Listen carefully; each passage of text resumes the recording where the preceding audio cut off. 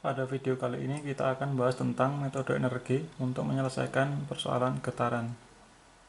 Nah, kita bisa menggunakan metode energi itu jika sistem getarannya itu adalah konservatif. Artinya itu tidak ada energi yang hilang. Atau dalam kasus ini tidak ada gesekan maupun tidak ada damper. Nah, jika sistem getarannya itu konservatif, tidak ada gesekan, tidak ada damper, maka energi mekaniknya itu konstan karena tidak ada yang hilang. Nah, apa maksudnya energi yang hilang? Nah, maksudnya adalah ketika ada gesekan maupun ada damper, dia akan mengurangi energi mekanik karena energi mekaniknya itu akan dirubah menjadi energi panas.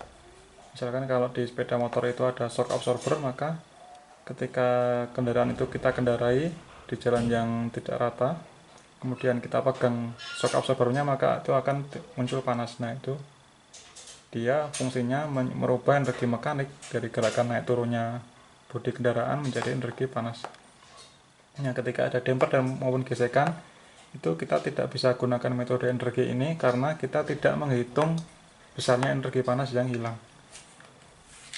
Nah, jadi saya ulangi lagi, kita bisa menggunakan metode energi ini jika sistem getarannya itu merupakan sistem yang konservatif atau tidak ada gesekan, tidak ada damper, tidak ada energi yang hilang, misalnya berupa panas yang hilang.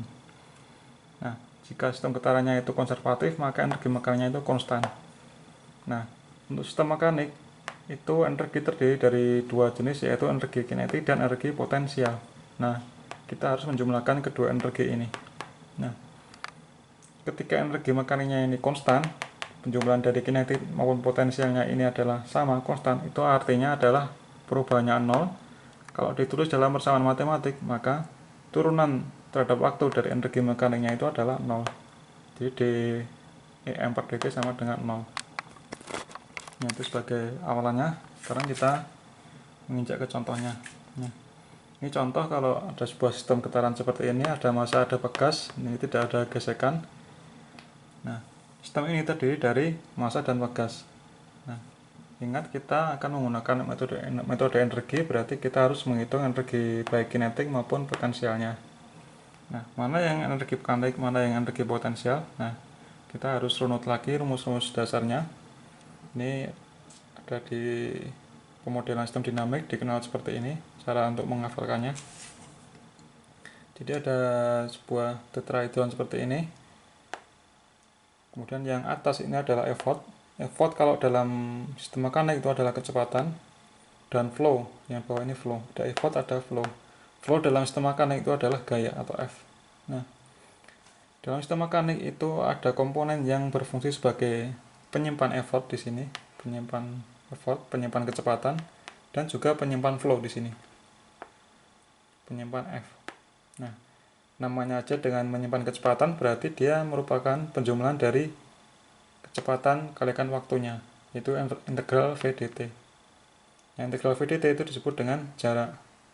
Nah, begitu juga dengan yang pengumpul atau penyimpan dari gayanya, yaitu jumlah gayanya, berarti F kalikan T dijumlahkan, integral F dt. Simbolnya P, momentum. Nah, sekarang dalam sistem mekanik yang berfungsi sebagai penyimpan kecepatan itu apa dan penyimpan gaya itu apa? Nah, dalam sistem mekanik yang berfungsi sebagai penyimpan kecepatan itu adalah pegas ini, dan yang berfungsi menyimpan gaya itu adalah massa, ya berupa momentum. Kalau pegas menyimpan kecepatan berupa jarak. Nah, karena kita tidak bahas damper, berarti kita abaikan yang damper yang tengah ini. Nah, untuk yang komponen pegas itu berlaku hukum gaya sama dengan K konstanta pegas kalikan jaraknya. Sedangkan untuk momentum itu berlaku rumus massa kalikan kecepatan, itu adalah momentum. Nah, sekarang kita akan menghitung berapa energi yang disimpan oleh pegas dan berapa energi yang disimpan oleh massa. Nah, ingat, ini adalah effort berupa kecepatan, flow berupa gaya. Ini adalah effort akumulator yaitu jarak, ini adalah flow akumulator berupa momentum. Nah, sekarang bagaimana merumuskan energi pegas maupun energi dari massanya yang disimpan maksudnya. Nah, ini ingat yang tadi yang tetrahedron ini kita gambar ulang, tetapi lebih umum, yaitu yang atas adalah effortnya, yang bawah adalah flow. Sebelah kiri itu adalah effort akumulator, tadi yang berfungsi adalah pegas, dan sini adalah flow akumulator, yaitu massa berupa momentum, kalau ini berupa jarak atau X. Nah, ini metode untuk menghitung energinya. Jadi misalkan kita mau mencari energi, rumus energi dari flow akumulator. Flow akumulator adalah di sini, FA, flow akumulator. Nah, tadi kan massa ya, flow akumulator. Nah, bagaimana caranya? Caranya kita harus membuat koordinat seperti ini, ada sumbu X sama sumbu Y. Nah, karena kita mau mencari energi dari flow akumulator, yaitu massa contohnya, itu maka yang sumbu X-nya itu harus kita tulis flow akumulator.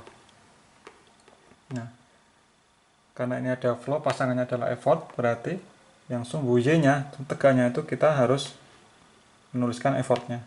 Jadi kalau kita mau mencari energi dari flow akumulator, berarti kita harus menggambar sumbu X-nya adalah flow akumulator, yang sumbu Y-nya tegak, sumbu X-nya, sumbu datarnya adalah flow akumulator, sumbu tegaknya adalah effort. Nah, kemudian kita harus mencari persamaan yang menghubungkan antara flow akumulator dan effortnya. Jadi ini adalah persamaan flow akumulator sebagai fungsi dari effortnya. Nah, energi itu adalah yang sebelah sini. Ya, luas area ini adalah energi. Berarti adalah integral dari persamaan garis ini terhadap flow akumulator. Nah, sama juga dengan yang effort akumulator. Kalau kita mau mencari energi yang tersimpan oleh effort akumulator, maka kita harus menggambarkan sumbu X-nya itu adalah effort akumulator. Nah, dengan demikian yang Y-nya adalah flow-nya. Nah, lalu kita cari hubungan antara effort akumulator dan F dan flow-nya. Nah, ketika sudah ada persamaannya ini, kita bisa menghitung energinya berupa energinya adalah luas dari ini, di arsir ini, yang di bawah dari persamaan garisnya ini. Nah, dengan demikian energinya adalah integral dari persamaan garis ini terhadap effort akumulator. Nah, sekarang bagaimana kalau kita mau menghitung, contohnya kita mau menghitung energi yang tersimpan oleh massa yang bergerak. Tadi kita ingat bahwa massa itu berfungsi sebagai flow akumulator.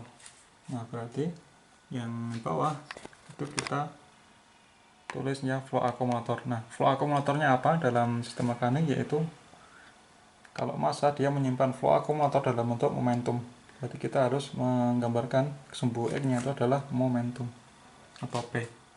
Flow akumulatornya adalah momentum. Nah, sekarang yang atasnya adalah effort. Effortnya tadi sudah kita tahu bahwa effortnya dalam sistem mekanik itu adalah kecepatan. Nah, berarti ini ada kecepatan, ini adalah momentum flow akumulator. Nah, kemudian kita cari persamaan yang menghubungkan antara momentum P dan kecepatan. Nah, rumusnya adalah P sama dengan M kalikan V. Kita tulis di sini P sama dengan mv. Berarti ini garisnya ini adalah persamaannya adalah P sama dengan mv. Nah, energi yang disimpan itu adalah yang di bawahnya kurva ini, bawahnya garis ini. Nah, untuk menghitung ini berarti kita harus bisa menggunakan integral, yaitu energi yang tersimpan oleh massa itu adalah integral dari P1, misalkan ini P0-nya sampai P2 di sini misalkan. Kemudian kita integralkan terhadap dP. Karena ini adalah flow akumulatornya P, berarti kita harus integralkan terhadap dP-nya. Nah, kemudian kita tulis persamaannya ini, persamaan garisnya adalah, kalau kita PMV kan kita harus merubah dalam variabel P. Karena P sama dengan M kalikan V, berarti V nya adalah P per M, supaya nanti kita bisa menghubungkan persamaan energi itu terhadap massanya, P per M. P per M dP, berarti kita integralkan, 1/M nya bisa kita keluarkan karena konstan, kemudian ini P1 P2 tinggal P dP. Nah, PdP diintegralkan adalah setengah P kuadrat. Ini masih 1/M dengan batasnya P1 sama sampai P2. Misalkan P1 nya itu dari 0, berarti ini 0, berarti tinggal 1/M setengah P kuadrat. Nah, ingat P tadi adalah M kalikan V, jadi tinggal 1/M setengah M kalikan V kuadrat, sehingga energi mekaniknya itu menjadi, ini kita coret M-nya setengah M V kuadrat. Nah, berarti energi mekanik ini berupa energi kinetik ya, ini energi mekanik yang berupa energi kinetik energi kinetik dari massa yang bergerak itu adalah setengah M V kuadrat. Ini adalah disimpan oleh massa yang bergerak, karena ini ada kecepatannya kan. Nah, itu untuk energi yang disebabkan oleh massa yang bergerak. Nah, sekarang kita cari energi yang disebabkan oleh pegas. Pegas itu berfungsi sebagai effort akumulator. Kita lihat lagi di sini. Pegas itu adalah ini effort akumulator pegas. Nah, berarti sumbu X-nya itu kita tulis akumulatornya, yaitu adalah jarak. Kita lihat ini jarak, karena integral dari VDT adalah jarak. Kemudian yang ini tentu saja adalah flow, yaitu F gaya. Nah, sekarang hubungan antara X dan F itu adalah F sama dengan Kx. Nah, kita bisa integralkan dari X yang sama dengan 0 sampai X tertentu. Ini sudah dalam variabel, kita turunkan terhadap X, dx, berarti kita langsung bisa tulis ini Kx. Nah, berarti energinya adalah K setengah, ini integral dari X adalah setengah E kuadrat, maka energi potensial, ya, yang pegas itu dinamakan dengan energi potensial, yaitu adalah setengah Kx kuadrat. Nah, berarti energi potensial yang disimpan oleh pegas adalah energi potensial, yaitu setengah Kx kuadrat. Sedangkan energi yang disimpan oleh massa yang bergerak itu disebut dengan energi kinetik, yaitu setengah mv kuadrat. Setengah mv kuadrat untuk massa dan setengah Kx kuadrat untuk pegas. Itu rumus untuk mencari energi dari massa yang bergerak maupun dari massa pegas. Nah, kita kembali ke sistem kita yang awal. Kita akan menyelesaikan persamaan getaran ini. Kita harus membuat persamaan geraknya dan menghitung frekuensi naturalnya dengan metode energi. Nah, jadi kita sudah bahas terdiri dari massa dan pegas, tidak ada gesekan, berarti tidak ada panas, maka ini adalah konservatif.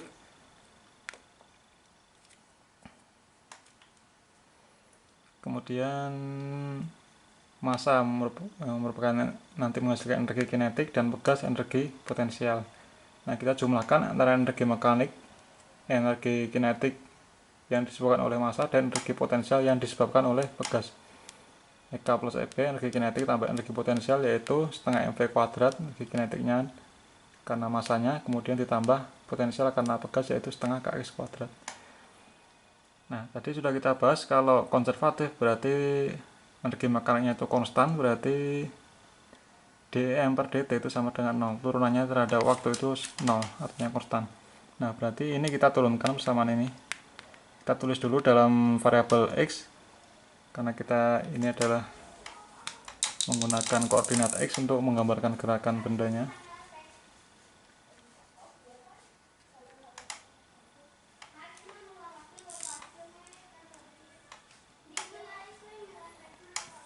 Setengah mv kuadrat berarti setengah mx dot kuadrat ditambah dengan setengah kx kuadrat, ya sama setengah kx kuadrat sama dengan 0.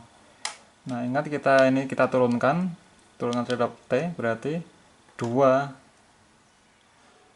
jadi setengah kalikan m kalikan 2 nya ini 2 kalikan setengah kan, 2 kalikan setengah mx dot dikalikan dengan turunan dari x dot, yaitu x double dot, tambah sama 2 nya ke sini, berarti 2 setengah k x pangkat 1 kalikan x dot sama dengan 0. Nah, dengan demikian persamaan menjadi mx dot kalikan x double dot tambah kx kalikan x dot sama dengan 0. Nah, ini x dotnya bisa kita keluarkan menjadi mx double dot tambah kx sama dengan 0. Nah, ini kalikan ini sama dengan 0. X nya kan kita tidak menginginkan 0 karena dia bergerak, ini kan berarti tidak bisa 0 bisa tidak, berarti yang harus 0 itu adalah yang ini. Berarti mx double dot tambah kx sama dengan 0. Nah, ini ada k, ada m, berarti frekuensi naturalnya adalah akar k per m. Ini sama hasilnya dengan yang kalau kita menggunakan free body diagram atau hukum Newton. Sekarang contoh yang kedua. Contoh yang kedua seperti ini, ada massa, ada pegas, tetapi bedanya kalau tadi ini tidak ada friction, berarti dia hanya menggeser gitu. Kalau ini dia rolling, berarti kalau ketika ada rolling itu ada gesekan. Ketika ada gesekan dia berputar, berarti dia yang massa ini, dia di samping dia berputar, dia juga bergerak translasi. Jadi dia bergerak maju mundur dan juga jika dia berputar. Tapi ini pure rolling, ada gesekan. Kalau ada gesekan dia berputar sempurna. Kalau misalkan tidak ada gesekan, maka dia akan menjadi sliding. Sliding berarti dia tidak berputar, hanya bergeser seperti yang kasus ini tadi. Tapi ini kita asumsikan bahwa dia itu berputar karena ada gesekan yang terjadi antara permukaan silinder dengan lantainya. Nah, kenapa kalau ini ada gesekan kita bisa menggunakan metode energi? Karena gesekan ini tidak menyebabkan panas karena dia menyebabkan menggelinding aja, tidak menimbulkan panas. Beda kalau yang ini ada gesekannya. Kalau ini ada gesekan berarti akan ada timbul panas yang terjadi antara permukaan massa dengan lantainya. Nah, ini berarti dia kasusnya adalah dia menggelinding sempurna dan juga bergerak. Dia bergerak kanan kiri dan juga dia berputar. Nah, ingat kita ada pegas berarti ada energi potensial yaitu setengah kx kuadrat. X-nya kita ambil dari sini. Kemudian ini adalah koordinat θ-nya di sini. Theta dot dan theta double dot.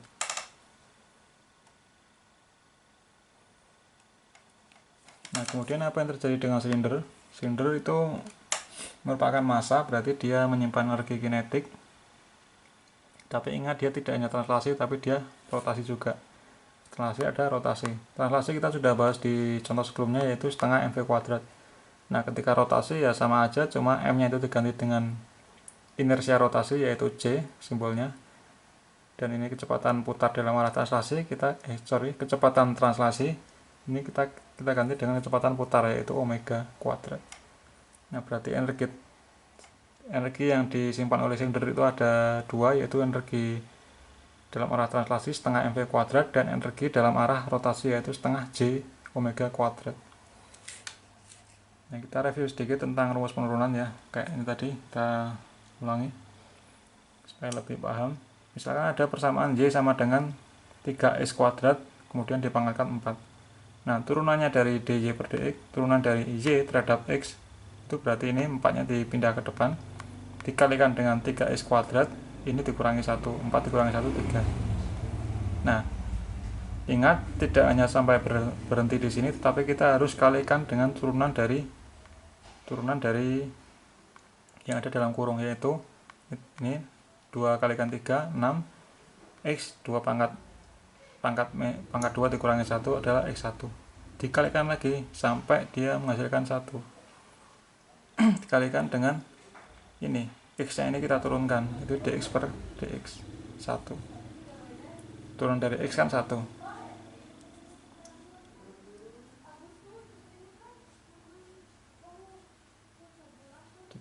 Jadi kita turunkan dulu, kurangi 1, terus yang dalam kurung diturunkan, pangkatnya tinggal 1, dikurangi 1, 2/1. Nah, terakhir itu adalah turunan dari x itu sendiri, yaitu dx per dx 1.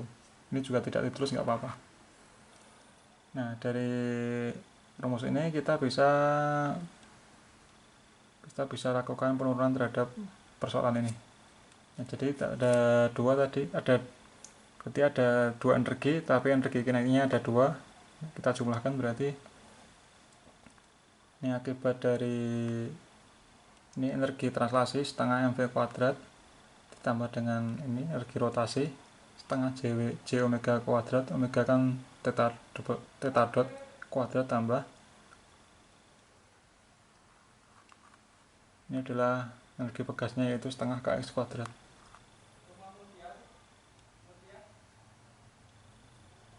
Nah, kemudian dari persamaan ini itu kita turunkan terhadap dt sama dengan 0, berarti ini ya tadi ya, berarti 2 2-nya pindah sini berarti hilang 2-nya, tinggal mx dot dikalikan turunan dari x nya itu adalah x double dot. Ini ditambah 2-nya juga hilang, j theta dot kalikan turunan dari theta dot adalah theta double dot. Ditambah sama dengan tadi, yaitu 2-nya hilang, menjadi kx kalikan turunan dari x adalah x dot sama dengan 0. Nah, kita lebih suka menggunakan koordinat theta untuk menggambarkan gerakan dari sistem ini, yaitu koordinat dari silindernya dibanding dengan koordinat gerakan translasinya. Jadi kita menggambarkannya dalam koordinat rotasi, koordinat sudut.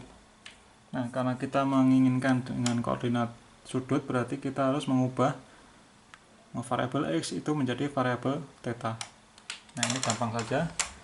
Kalau ini kan menggelinding sempurna tidak ada slip, berarti panjang busur yang ditempuh oleh silinder itu sama dengan x-nya, sama dengan jarak translasinya. Berarti ya dengan rumus radian ya, bahwa ini ada theta, ada radius, ada s, ini adalah busurnya. Ketika dia menggelinding sempurna, berarti panjang busur itu sama dengan x-nya, sama dengan jarak arah translasi. Berarti x sama dengan r kalikan theta. Kalau diturunkan satu kali berarti x dot sama dengan r kalikan theta dot. Turunkan yang kedua kali ya, x double dot sama dengan r kalikan theta double dot. Nah, ini kita tinggal masukkan tadi x dot dan x double dotnya dengan yang ini, menjadi persoalan seperti ini. Nah, dari persoalan ini kemudian kita bisa keluarkan theta dotnya, jadi mr kuadrat theta double dot tambah j theta double dot tambah kr theta sama dengan 0. Nah, ini tidak 0 theta dotnya, berarti ini harus 0 supaya dia bergerak. Nah, ketika ini sama dengan 0, itu berarti ya mr kuadrat tambah j theta dot tambah kr kuadrat theta sama dengan 0. Nah, berarti ini adalah k nya, yang ini adalah m nya, berarti frekuensi naturalnya itu adalah kr kuadrat bagi dengan mr kuadrat plus j. J adalah inersia putarnya. Nah, untuk silinder inersianya rotasional inersia putarnya itu adalah setengah mr kuadrat. Nah, ini kita tinggal jumlahkan mr kuadrat tambah setengah mr kuadrat, yaitu 3/2 mr kuadrat. Kalau kita gabungan ke sini lagi berarti menjadi akar 2k per 2/3 kalikan k per m. Ini adalah frekuensi naturalnya. Kalau mau, ini kan masih dalam radian per detik. Nah, kalau ingin dalam frekuensi ya berarti tinggal sama dengan 2pi kalikan f atau 2pi per t. Nah, ini ada gesekan ya, tadi ingat ini ada gesekan, ada rolling. Nah, kalau tadi tidak ada gesekan, berarti dia tidak berputar, dia hanya bergerak maju mundur gini, berarti frekuensi naturalnya itu adalah, kan j nya itu tidak ada, berarti tinggal mr kuadrat kan, kr kuadrat ini adalah mr kuadrat aja, berarti menjadi akar k per m. Ini kalau pengen tahu frekuensinya berarti ya 2pi kalikan f atau 2pi per t. Nah, dari persamaan ini berarti frekuensi natural ketika tidak ada gesekan itu lebih kecil dibanding dengan yang ada. Ketika ada gesekan, yaitu menggelinding, itu frekuensinya itu lebih rendah dibanding ketika tidak ada gesekan.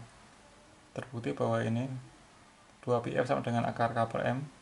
Jadi frekuensinya itu yang ini, yang ketika tidak ada gesekan itu lebih besar dibanding dengan frekuensi ketika ada gesekan. Karena ini 2/3 k per m, ini sedangkan ini k per m, lebih besar frekuensinya, lebih cepat bergeraknya ketika tidak ada gesekan. Nah, berikutnya adalah contoh atau penjelasan dari metode energi. Di video selanjutnya kita akan bahas contoh soal dari metode energi ini. Terima kasih.